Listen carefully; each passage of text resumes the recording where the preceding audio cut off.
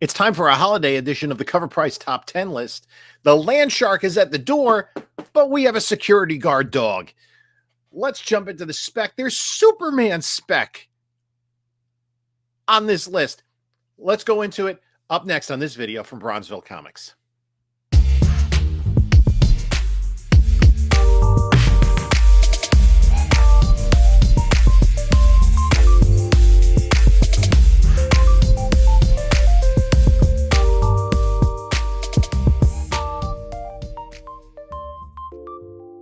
Hello, panelologists. This is Jim from Bronzeville Comics coming to you with another video. If you celebrated, I hope you had a Merry Christmas, a Happy Hanukkah. And if you don't, I hope you had a great day anyway. I had a really good Christmas. So this is delayed a day because I was wrapping Christmas presents until the wee hours of the morning, giving Santa some help. We're going to jump into the Covrprice Top 10 list. We're going to go through it a little quicker than usual this week just because it is, even though I'm off, it's like crazy because of the holidays. So we have the Covrprice Top 10 list. You know what to do, like, comment, subscribe, all that sort of stuff. Covrprice is an independent comic book pricing service, and unlike the other popular ones, GP Analysis and Go Collect, Covrprice includes pricing of raw comic books as well as graded, and they produce lists throughout the week and articles, including this weekly top 10 list of the top 10 biggest movers in the aftermarket. And there are some interesting books, some new books and some old books. So let's jump right into the list. Coming in at number 10 is a Justice Society book. You know, I'm a big fan of JSA. If you've been watching the channel, it's JSA Secret Files and Origins #1 from 1999. And this is the first appearance of it's actually the third Hawkgirl, but continuity is very messy when we deal with Hawkgirl. The third, it says the second on Covrprice. It's the third. Kendra Saunders. The original was Sheila Saunders, who is her aunt. There's also Speed Saunders connection there. And then, of course, there was the Silver Age, Shara Hall, who I guess got retconned, but whatever.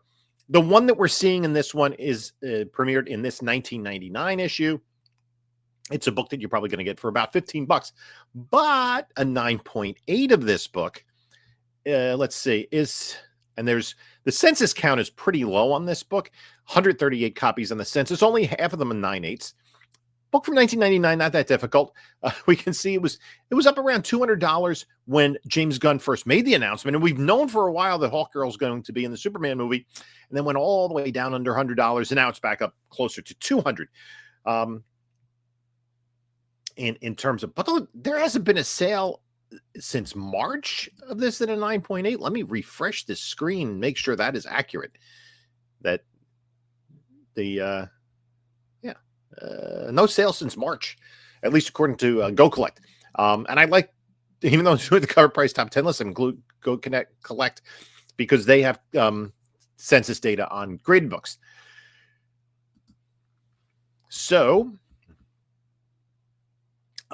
written by James Robinson with artwork by David Goyer and Stephen Sadowski. Introduced Kendra Saunders as the second Hawkgirl, third, giving her a fresh, impactful role in the DC Universe as part of the Justice Society of America. Inspired by her appearance in the recent Superman film trailer, as played by Isabella Merced, Dora. Hawkgirl is seen in action, promising a significant role in the upcoming film. This live-action debut has sparked renewed interest in her comic book origins, leading collectors and fans to revisit her first appearance. Now, the first appearance of the original Hawkgirl was Flash Comics #1, and I think it's All-Star Comics #6 is her first appearance as Hawkgirl. 6 or 9? 6. Comes before Wonder Woman. So those books are impossible to find. You know, there are probably less than 100 of those in existence. So this is a book that you can find in dollar bins, really. It's been kind of sitting there forever. And I did like the visual look that we saw briefly of Hawkgirl in the trailer. Let's look at number 9, and it's Jeff, #1, the Gurihuru regular edition. And this book is, like, expensive, $40 to $60. It's not really, there's 60 copies on the census, 50 of those 9/8.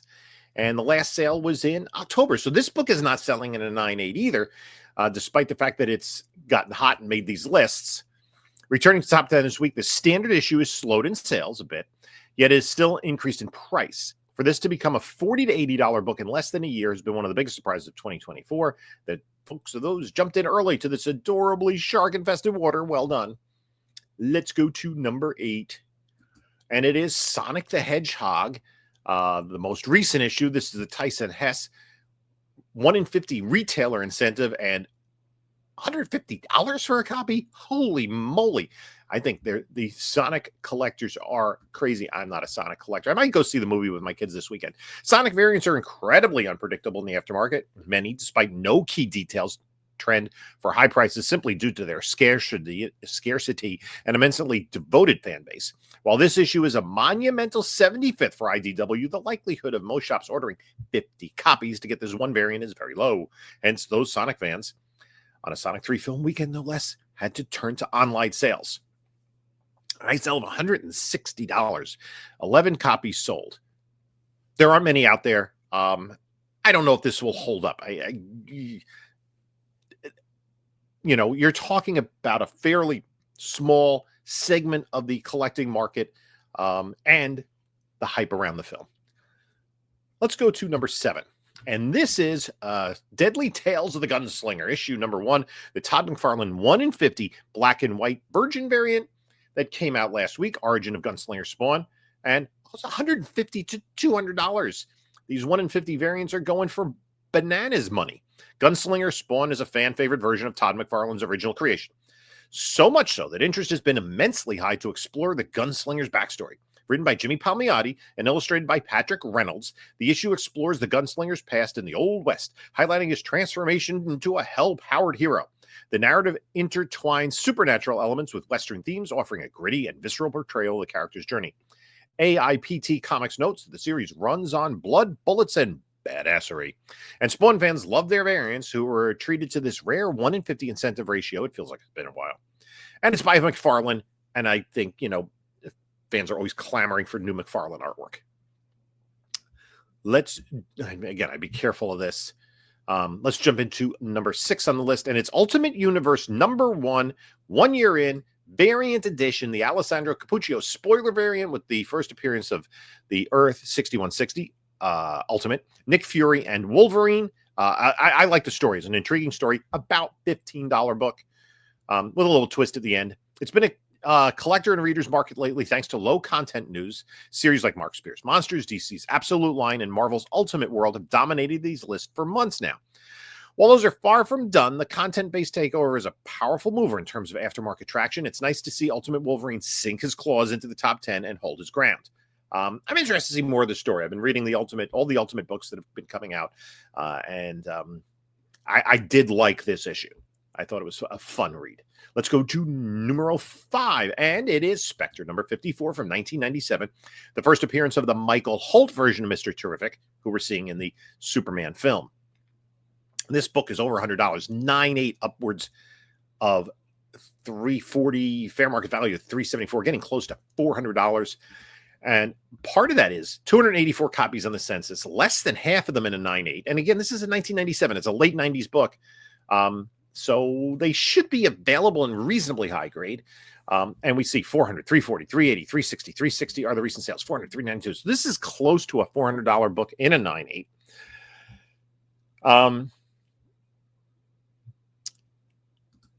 I think that this is an interesting character for comic fans or the casual fans of the various animated Justice League WB shows.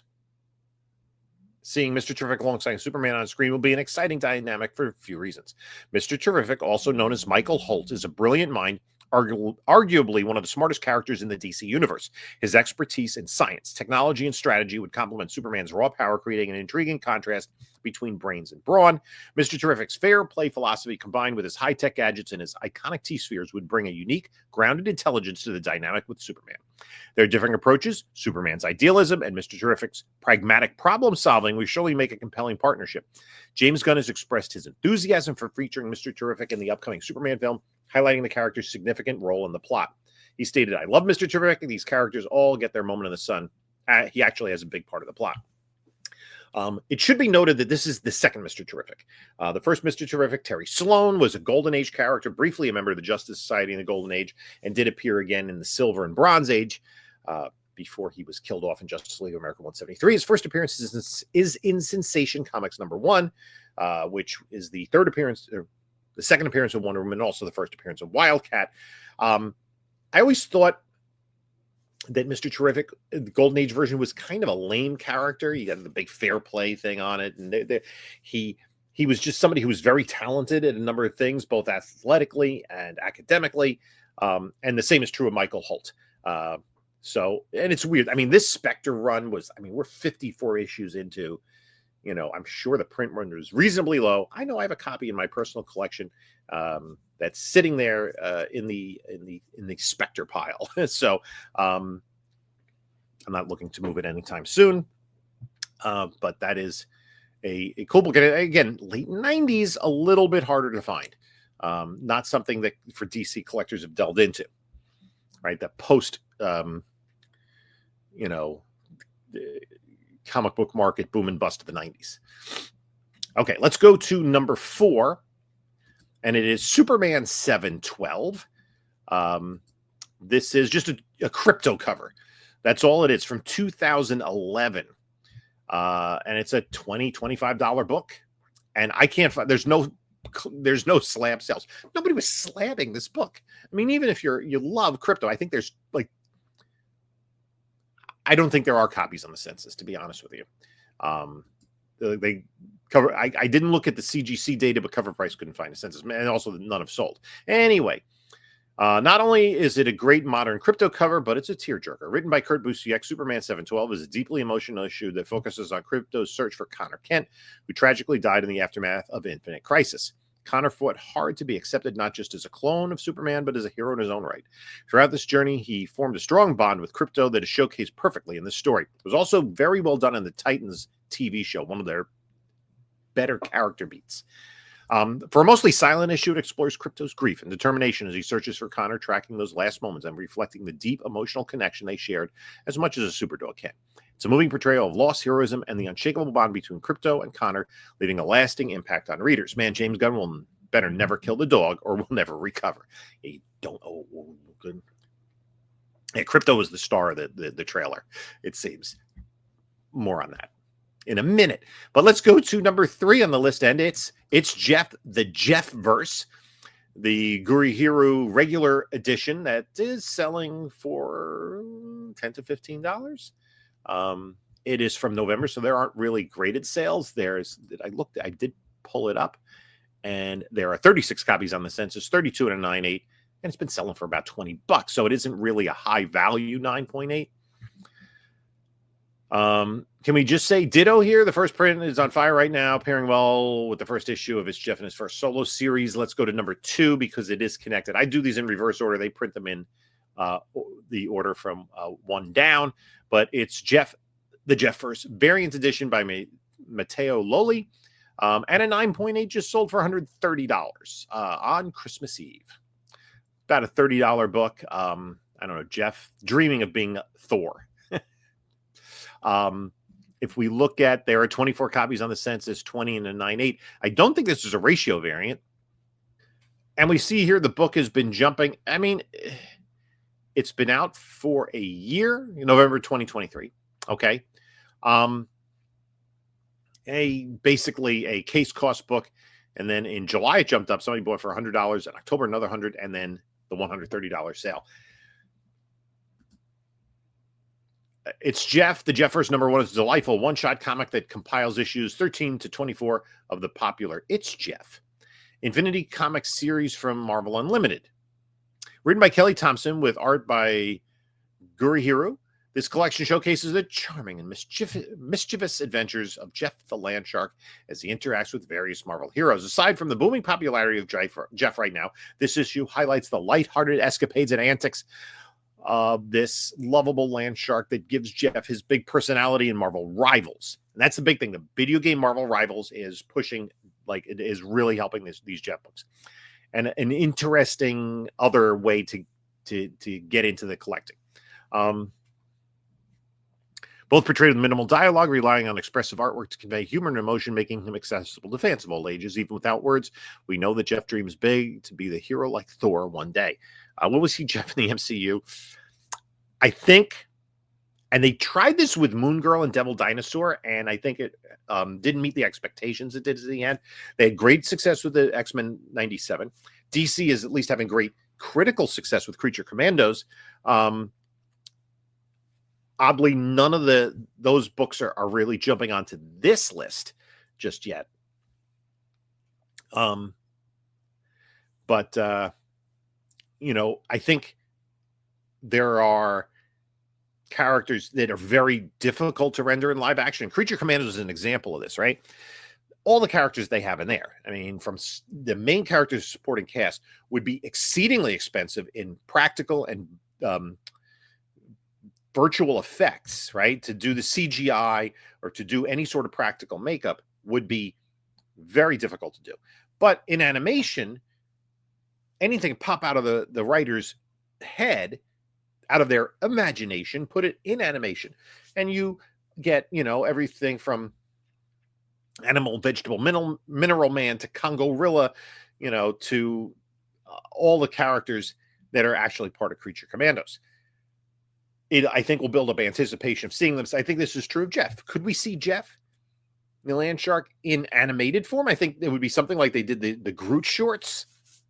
And then maybe we see eventually Jeff in live action. That could be possible. Right now, he's getting pushed by the Marvel rivals, and his books are hot. So it's Animal Week here because we jump to number 1 on the list, and it is Superman 680 with this great Alex Ross cover of Crypto, the Superdog. The book is trending upwards of $40 or $50. I got it for $20 like a few weeks ago. Maybe a 9.8 Canada, I'll have to see. And a 9.6 sold for $160 and a 9.8 for $124. If we look at the census of this, and I know people have gotten this graded, not many though, 43 Universal, 29, or about 2/3 of them are 9.8s. And we look at the 9.8s. Well, it's always, I mean, back in 2022, well, that was Comic Boom. One went for $220, but this year you have its sales in the $100 to $150 range. I think that's about right. I know there are dog lovers that are attracted to this cover. And if we look at the write-up from Covrprice, Superman 280, 2008 is a heartfelt highlight of Crypto's heroism. As part of James Robinson's Atlas arc, it showcases Crypto fiercely protecting Superman and Metropolis from the powerful Atlas, proving he's more than a pet, he's a true hero. Crypto leaps into action to defend his master, with the emotional bond between them taking center stage. It's a heartfelt reminder that even in a world of gods and monsters, the love and loyalty of a dog can inspire and protect. A theme clearly played out in the immensely hot new Superman trailer. While not Crypto's first appearance, this book is popular, affordable alternative for collectors due to its modern topical storyline and a stunning Alex Ross cover art, which captures Crypto in all his heroic glory. Even at this week's high price of $102, it remains a relatively accessible option, though still now a bit supersized price-wise for fans of Superman's best friend. This is expensive now, I mean, unless you come across it, but somebody that hasn't really taken notice of it in the back issue bins. I thoroughly enjoyed the trailer. I'm looking forward to this film, and I think the word hope is something that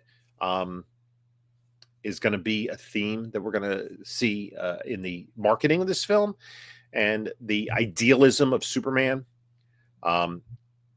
contrasted to the crassness and the pure evil of Lex Luthor is going to be what James Gunn's going to play on.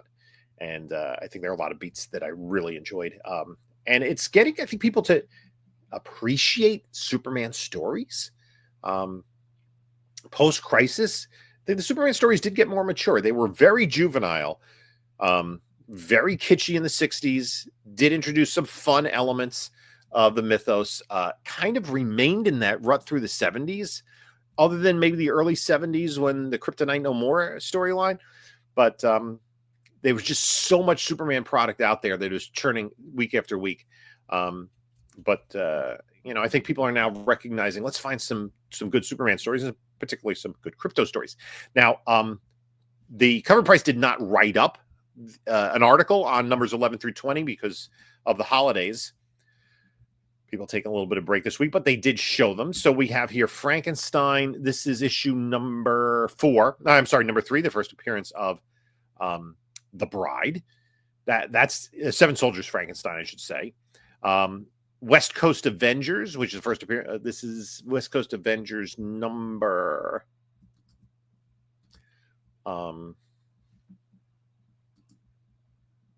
7, first appearance of Jeff the Land Shark.